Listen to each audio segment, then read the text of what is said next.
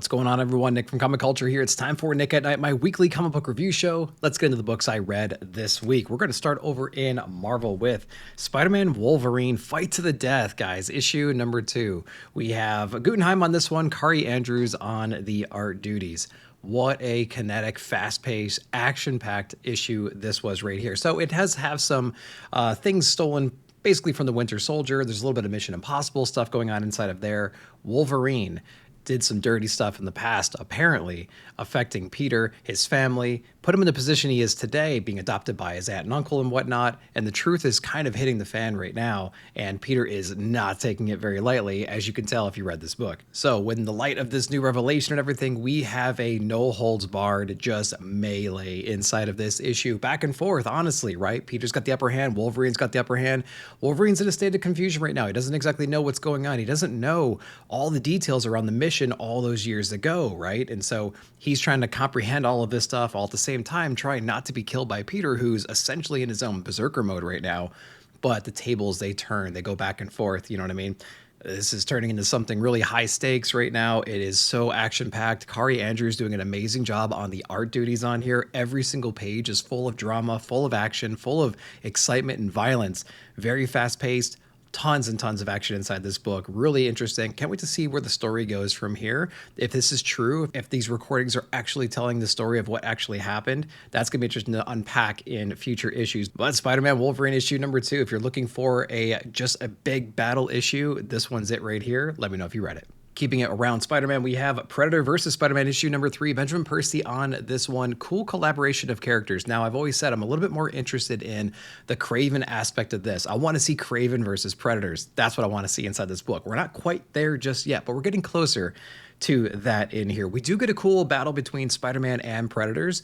It's like a 3-on-1 kind of a situation. He certainly holds his own in that scenario, but we're still trying to learn all the ins and outs of this. Like, what exactly is going on still inside of the story? We do touch base with some of the other characters. We have our Mary Jane and some other folks. We get to see what they're up to at the moment.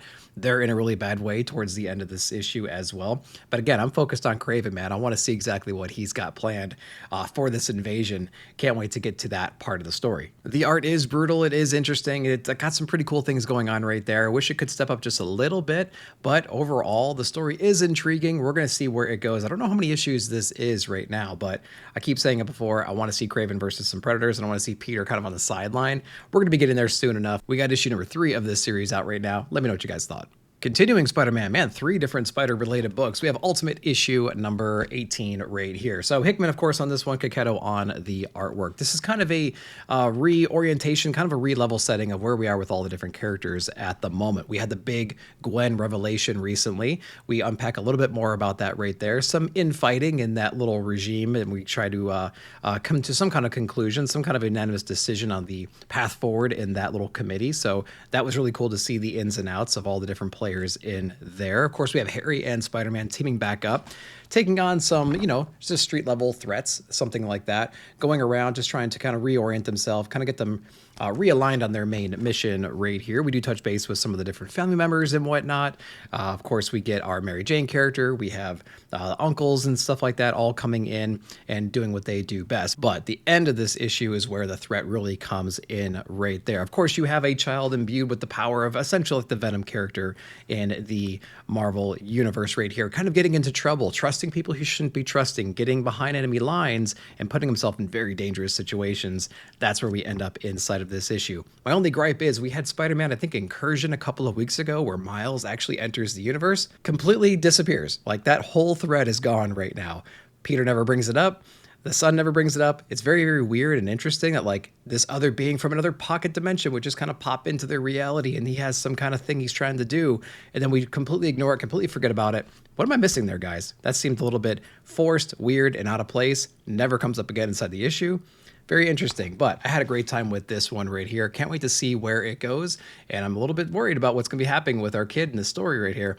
I can't wait to read more. Let me know if you read it. Let's go over to DC next. We have Absolute Martian Manhunter issue number 4. I got the variant cover right there. I love the look of this cover, so I went ahead and picked that one up. Little cardstock on there, but I'm really enjoying what I'm reading so far from Dennis Camp and team on Martian Manhunter. This series so far has definitely been one that I have to reread a couple of different times. There's a lot of nuance inside of here, a lot of metaphor and analogy, things like that inside of here. But essentially, the White Martian, who's shown in the very first page here, is affecting the city, affecting the town in a negative way, increasing the heat. So very relatable to a current day, basically making everyone go insane, going against each other, neighbor and neighbor, regardless of whatever history they had together, how they helped each other, how they helped their families in the past. They are butting heads at this moment. Things are escalating really quickly throughout the entire story. People are just losing their minds, committing all these weird crimes. We've seen this before in the previous issues, but White Martian's grasp on everybody, on society, is really escalating and taking control of the entire city. So that was a really cool point in the first half of this book. The second half mostly features the relationship between our main character and his wife right here, between John and his wife, and how disconnected they've become, and kind of her breaking point essentially there, and the conversation that ensues from that. The story further illustrates how the Green Martian is also impacting our story and our characters, and right now are trying to like unlock or try to break the hold that the White Martian has on the entire populace and the entire city inside of this story. And we actually get to unveil his true intention behind all of his actions inside of the story as well. We're going to see more about that in future issues. It's definitely a book you need to take your time with. You can enjoy the art. It's beautiful inside here. The colors, I don't think I've seen colors done better than this inside of comics before. It's a spectacular read. Take your time with it. Enjoy the nuance of it. Read it multiple times. It's well worth it. Let me know what you guys thought. All right, let's continue Absolute Universe with Absolute Wonder Woman issue number 9. Another great issue of Absolute Wonder Woman right there. Loving these B covers recently that have been coming out as well. So where are we right here? She actually teams up. Diana teams up with Dr. Poison, I think it is. He actually unveils some truth behind a secret prison that he's escaped, that he's part of, whatever it might be. Diana needs to infiltrate this prison, which turns out to be somewhat of a maze, and as well to go find some truths, right? To go find some missing people and uncover all the secrets behind all of that. Using that dark magic again to do such things. And she just does it in such a creative way. Kelly Thompson's doing a really great job of blending the tried and true Diana principles that we all know and love with this like absolute dark magic raised in hell by Cersei kind of a vibe. It's just a perfect marriage of concepts inside of here that is executed so well in here as well. Of course, we have Hayden Sherman doing the art duties on here, doing just a great job with all these monsters and landscapes and dark magic abilities, things like that within inside of here. So we're in our maze, we're locked down, we're trying to find allies, and we come across some new, very powerful villains as well. Not exactly the people we're looking for, but interesting nonetheless. So continues to be a very, very strong book. It's well written, it's well drawn, it's compelling, a lot of interesting characters. And I said before, this one really grasps the idea of what the Absolute Universe to me should be. It's all right here inside these pages, man. Let me know if you guys are reading this one down below. All right, that's actually it for the big two. We have a bunch of Image books and some other indies to get into. Let's go over to Rockefellers, Peter Tomasi, and we have Francis Manifold on this one, issue number 6. So we are wrapping up the first arc of the story right here, and I couldn't really tell you what the theme of the arc is besides just getting a general introduction to the characters and understanding like their day-to-day things and maybe an overarching threat that we're just barely uncovering even by this issue right here. Other than that, there's not really any kind of cohesion to this first arc that I can perceive. So fill me in if you know of one for sure. But basically, it's a very episodic kind of a story right here featuring this family who's lost, not in the right time zone. It's very much like a Johnny Quest kind of a thing. They're living in their past at the moment, highly technologically advanced. And they're dealing with all these weird alien threats and whatnot throughout these issues. So that's exactly what we see inside of here. We have this lingering threat that's been building issue to issue, and we have more clarity than ever on who that person might be. We don't really quite understand the motive, I don't think, yet necessarily at this point, but we know it's going to be a formidable threat, and we're going to have to deal with it very, very soon. So a lot of great action in here, cool characters. Everyone's memorable, everyone has their role, has their place, and I never feel lost in the story necessarily. But I do feel lost as to like the greater plan of the story, right? Like I don't exactly know what the end game is just yet. And we're 6 issues in, essentially through the first arc. But I will say it's well drawn. I do like the dialogue. I just need a little bit more hand-holding on the direction of the story in general. Other than that, Rockefellers has been a pretty awesome book, I would say. Let me know if you guys are reading this one and what your thoughts are down below.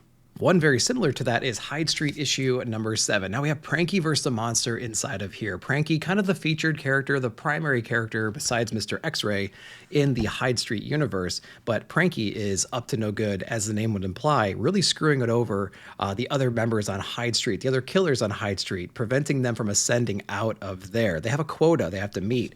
They have to dupe a bunch of people, take them out in whatever ways possible to escape Hyde Street. And Pranky is not about that. He's actually hunting down some of the most dangerous other monsters on Hyde Street. And the monster is Up, who has probably the most compelling backstory, I think, from any of the other characters inside of Hyde Street so far. So I'm glad he's coming back into the fold right here. Of course, Pranky has his own artifacts and power sets and whatnot, taking on the monster head on, but they get a little diversion in here when they come across some other sick, twisted human individual as well during their skirmish, and they kind of refocus their efforts towards him instead in a really cool, dramatic, gruesome kind of a way. Man, art-wise, this book is awesome. I love the backgrounds. I love the characterizations, the spookiness of everything.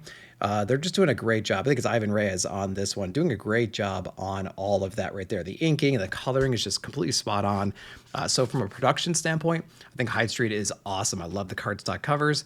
The story is intriguing. Again, it's one of those books where it's episodic. I know what's going on from issue to issue.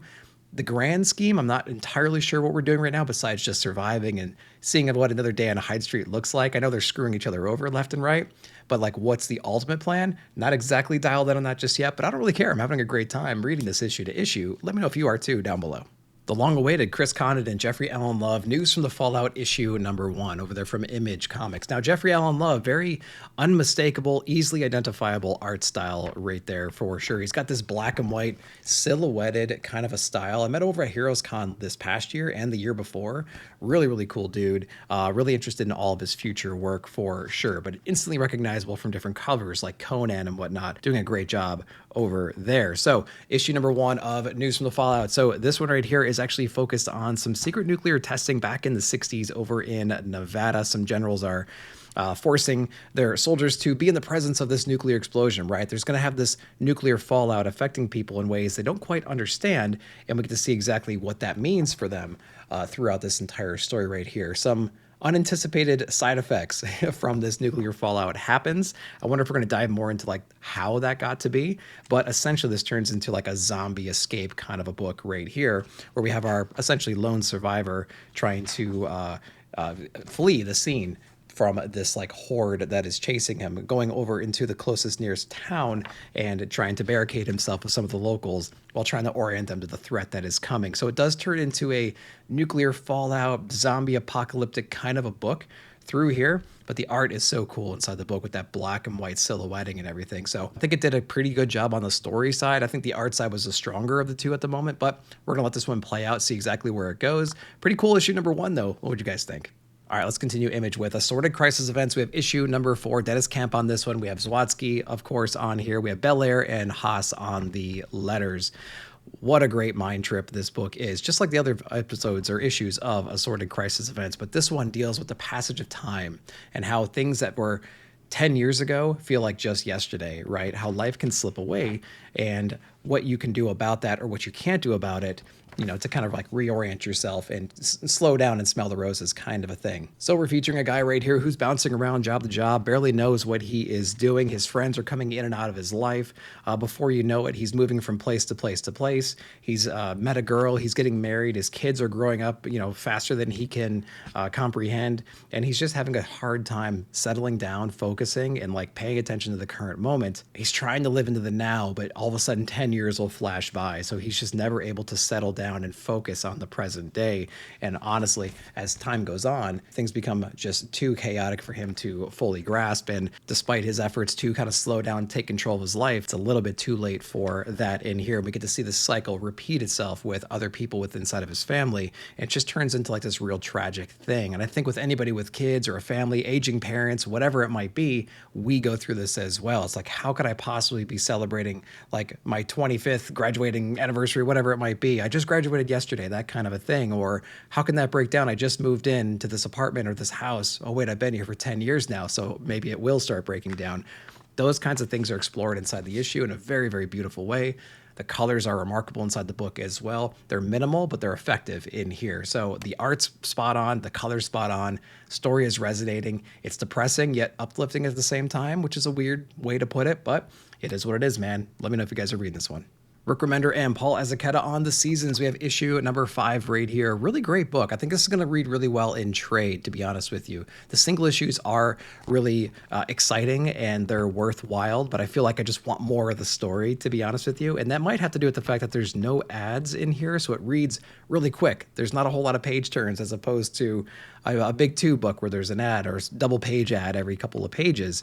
But the story's starting to make a lot more sense, I would say, inside of here. We know that this mysterious carnival is going around essentially taking out entire cities. People are vanishing all over the place. And we're unpacking that inside of this issue right here. We know exactly what their methods are of doing that. They're basically giving everybody what they want, which is a pretty interesting concept, but it turns them essentially into these zombies that just kind of wither away, and they end up just kind of falling out of the view of everybody, right? So essentially they're disappearing inside of here. We see Summer going through that inside of this book as well. We have Spring kind of trying to get her to snap out of it and whatnot, but we don't exactly know the hold that this like circus has on these different people. And we also get big revelations towards the end of the book too, as to like where these the season's parents have been. Like, we think that they died a long time ago. That might not exactly be the case inside of here. So some big revelations in the book and some very high stakes towards the end. I know a lot of people were saying like, oh, I don't understand the art, or I'm not digging it. Hey, man, Paul Azaceta is one of those artists that is brilliant. You just got to give him some time, got to get some exposure in there, I would say.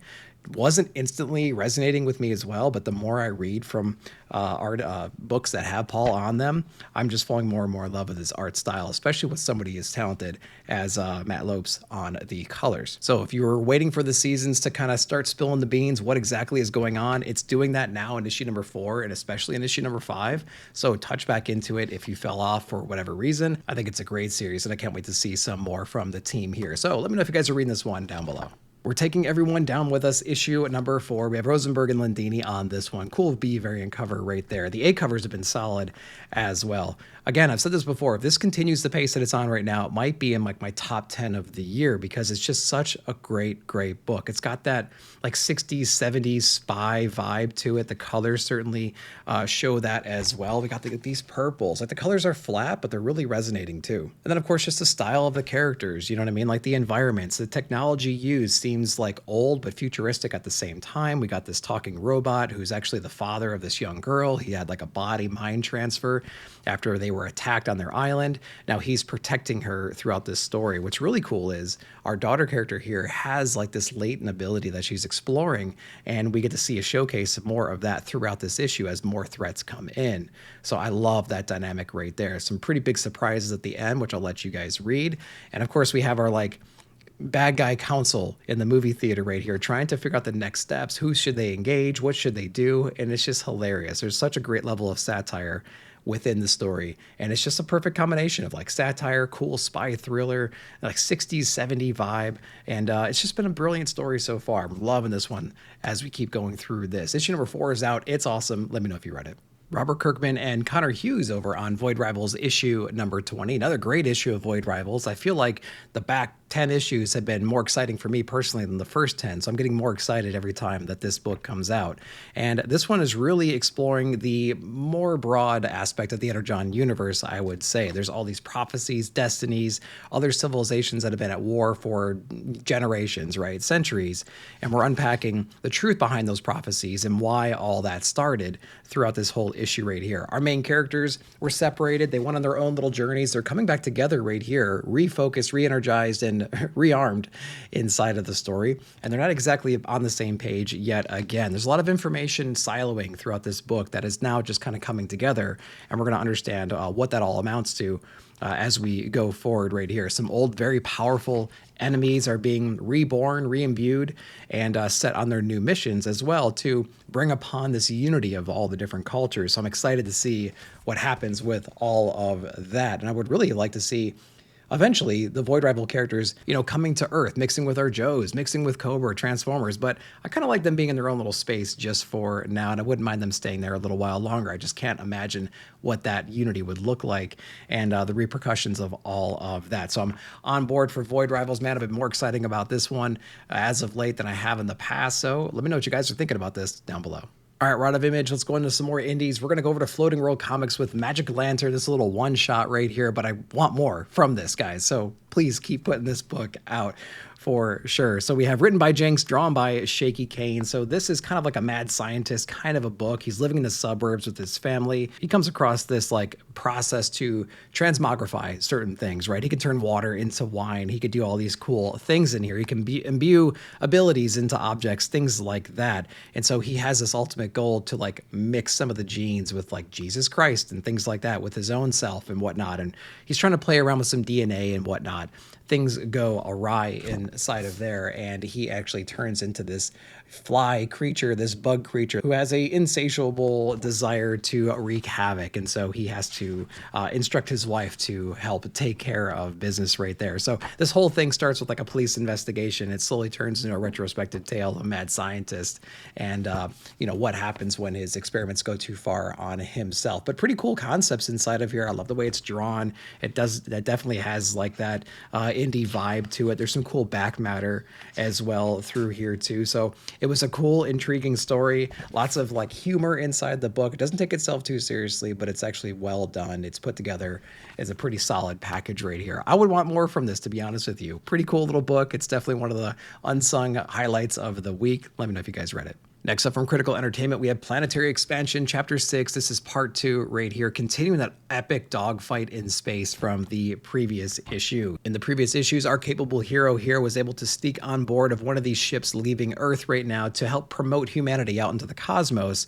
and he gets into some trouble in the process, having to end up saving the day trying to defend these ships from the blockade. Some people do not want this happening right now, and he's one of the key people to help them get past these blockades and through these forces that are trying to stop him. Of course, he's apprehended in the process. As you would imagine, this rogue soldier goes out there and starts wreaking havoc in space, but ultimately to help save the day. So pretty cool little dynamic there between our hero characters, some of the villains, and some of the people kind of caught in the crossfire. I thought that was handled really well in the book. Outside of all the action, there's some great, quiet, contemplative moments in here too, which they handle in a really great way. So I think it's a great balance of action, adventure. There's some mystery still to be unpacked inside of here, and great quiet moments too. So overall, great package from the team here. Let me know if you guys read this one. All right, let's wrap things up over in Superhero Comics. We have Steel Streets number 10, part 1 and part 2 from Madi Keen. Superhero Comics, guys, I keep saying it. If you've been paying attention to my feeds, one of the best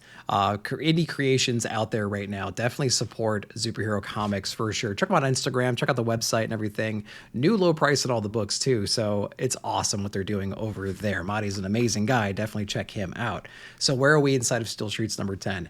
It's a really great epic conclusion to this entire Hiroshi, Francine, Plank, the Scholar, all these kind of things are coming to a head inside this one. We get some revelations as to like the family structure as well. Did not see any of that kind of stuff coming, but I was pleasantly surprised with all the revelations with inside the book. The art style is awesome. It's quick, it's dynamic, minimal color, but it's right where it needs to be. And I'm really enjoying watching the evolution of Madi throughout all of these different series he's putting out, especially Steel Streets. Steel Streets 1 through 10, it's night and day. It gets better and better with every issue, and I cannot wait for the continuation of the story. The other thing that kind of surprised me in here, and I should have seen it coming because he's been planting these seeds for a while, is if you've been reading the ancillary books, like Mr. Blue, if you're reading Radicals, things like that, there's characters that are all coming together and they're forming in this one universe right now, and they all have a role to play. So he has all these other properties, all these other books that are out right now that are all merging in a really seamless way. So props to him for like orchestrating all of that. And also kudos for just kind of putting an end cap, so to speak, on this entire thing right here. It's been building for quite a long time. We have a lot of interesting characters, a lot of great development in them,